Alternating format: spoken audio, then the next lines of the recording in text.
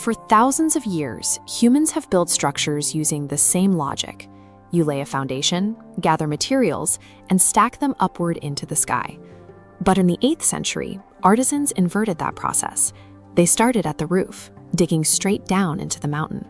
They created the Kailasa Temple, a massive sanctuary hidden from the horizon, sitting in a deep trench cut directly into the cliff. Every pillar, bridge, and tower was sculpted out of the bedrock as a single continuous piece of stone. Top-down monolithic construction leaves no room for error. You cannot add stone back once it is gone. A single miscalculated swing of a hammer could permanently ruin the entire temple.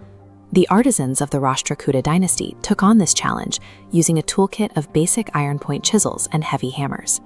Yet, as they worked their way down to the courtyard floor, they left behind life-sized statues, like these massive elephants, perfectly proportioned and still attached to the bedrock beneath them.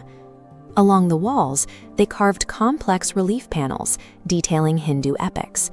This panel shows the gods Shiva and Parvati resting above a multi-armed Ravana. To sculpt these overlapping layers directly into the wall requires precise spatial awareness. Strike too hard, snap off an arm, and the mistake is permanent. Even today, deploying heavy excavation machinery to carve out fine structural details inside a deep, narrow stone trench would be a prohibitive challenge for modern engineers. The execution of these details forces us to reevaluate what 8th century craftsmen were actually capable of achieving without advanced geometry or modern equipment. But beyond the intricate artistry of the individual carvings lies the raw, staggering mathematical scale of the excavation itself. This diagram compares the volume of the temple to the size of the void left behind.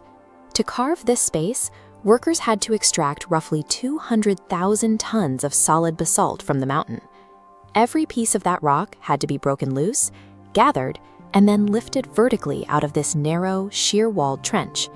They did this without motorized transport, hydraulic lifts, or massive steel cranes.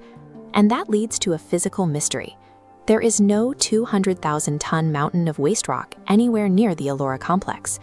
The extraction, transport, and complete disappearance of that much debris remains a logistical paradox.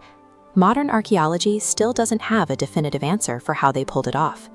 We can easily get caught up in the engineering math, but Kailasa was built to be an active sanctuary.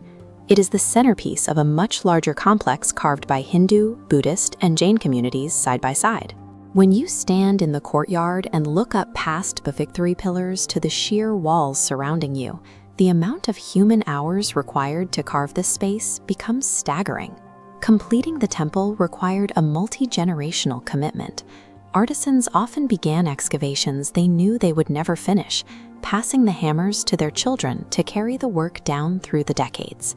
The presence of the temple stands as a testament to human devotion, sustaining the immense physical labor required to subtract a monument from a mountain. We often view history as a straight upward line, assuming that people living 1,300 years ago were less capable than we are today. When we look at structures like this, we have to drop the label of primitive from our vocabulary. The Kailasa Temple proves that ancient human ingenuity successfully executed structural feats that modern engineering still struggles to fully comprehend.